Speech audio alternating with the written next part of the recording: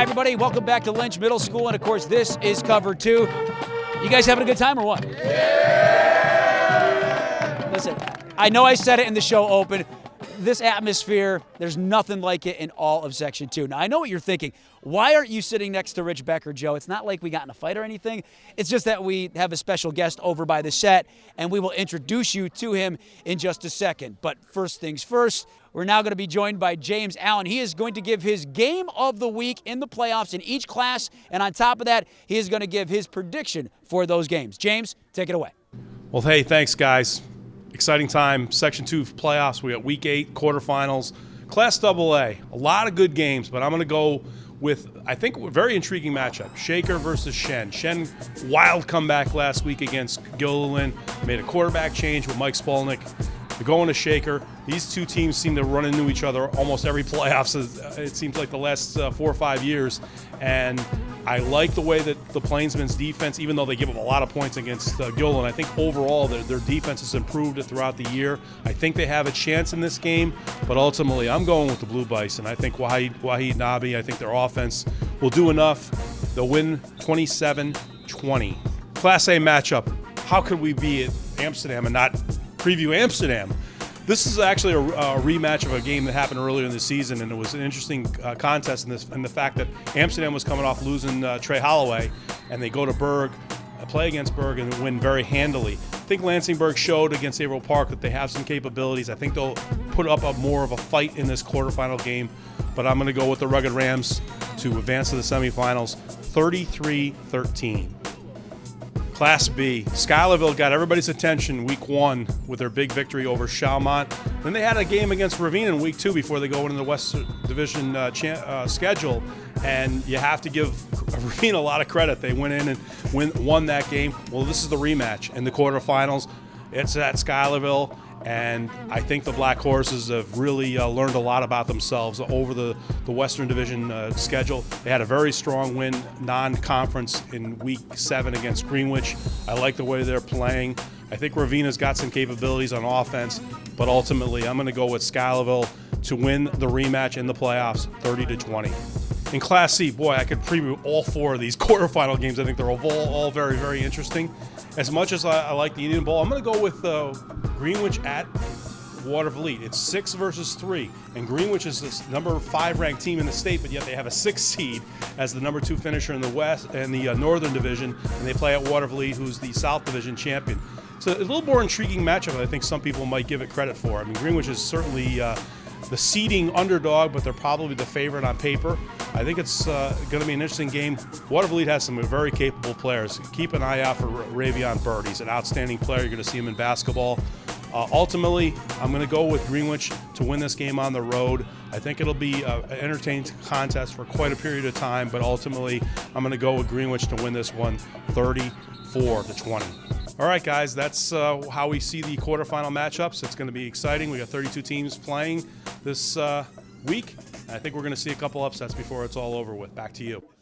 Thanks a lot, James. And now for our special guest. He was a Rugged Ram back here about 18 years ago. He played on some of the best Amsterdam teams in the program's history. He is now the Montgomery County Executive. Rich Becker has Matt OSSENFORT at the set. Rich? All right, Joey, looks like you had quite a little fan club going on over here. We've got a good fan club going on over here for Matt OSSENFORT, the Montgomery County Executive. And Matt, what's it like to be back here on this field where, you had some great sports moments in your life? Oh, it's fantastic. I just took a walk around the field a minute ago, and it just feels like yesterday. It's been almost 15 years now, but boy, it was right up there with one of the best experiences of my life playing football at this venue on Friday nights. It really doesn't get much better than this. It wasn't turf back then, right? No, it was not. This is actually the first time I've been on a turf field like this, and but it's just great to see the kids just having a great time, being able to have a venue like this. Not all communities get to have something like this, and it's something special that I still cherish to this day. So. Post-Star did a ranking of greatest football games ever, and the #1 game was a game probably your final game, if I'm not mistaken, Queensbury and Amsterdam back in '99. That was a heartbreaker. We went for the win in double overtime and got stuffed in the goal line. And I'll tell you, I never got over that one. But it was one of the greatest games. We had, I think, a couple NFL players in that game, and it was a battle. But you left it all on the field, and that's the way it all shook out. And to be recognized as the greatest game in the '90s, I mean, that's something else. But it certainly again just feels like yesterday. I can't believe where the time goes. And sometimes I want to tell these kids to soak it up a little bit because it goes quick. You mentioned you play with some horses here. I mean, Beekman and Robinson were better than 300s in a time when nobody had 300s on their line. We had two 315-plus defensive tackles. I played defensive end at about 230, and our other defensive end was about 230. So, we had a big team, a lot of good players, and, good coaches. Pat Laverio was the coach at that time, great guy. And, that was our rivalry. We lost to Queensbury my junior year, came back. We thought we had them that senior year, but I believe went on to win the state championship that year, but it was a great game. You got football, baseball, basketball, lacrosse, but also band, which is so important here at Amsterdam, very much a part of your family. Absolutely. It's this is about community here in this town,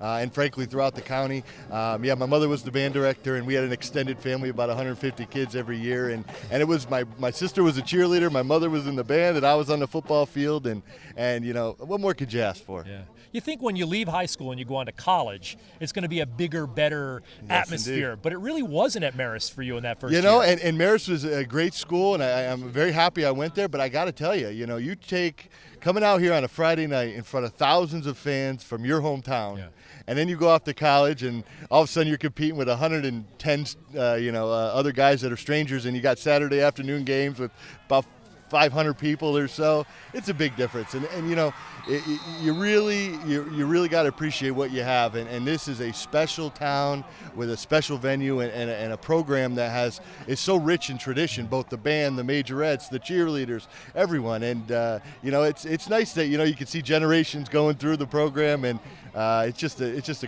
great time. The hard-nosed, resilient kind of atmosphere that Amsterdam football has, that really kind of matches the region, doesn't it? Oh, no doubt about it. We always say in Montgomery County we're made of something stronger, and I say that about this program and really, everything that we do here. We got some tough, hardworking, blue-collar type people in this community, and it shows on the gridiron. Great group of guys, fans, cheerleaders behind you coming Absolutely. out, hanging out with us tonight. Matt, thanks for joining us. We certainly do appreciate it. My pleasure. Montgomery County Executive Matt OSSENFORT, the fans. What do you think, guys? I think so.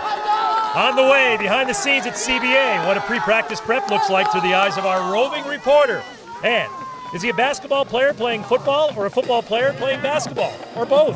Jackie Donovan chats with Glens Falls two-sports standout Joseph Girard III. Coming up next, this is Cover 2, presented by Capital Region Sportsnet. Yeah.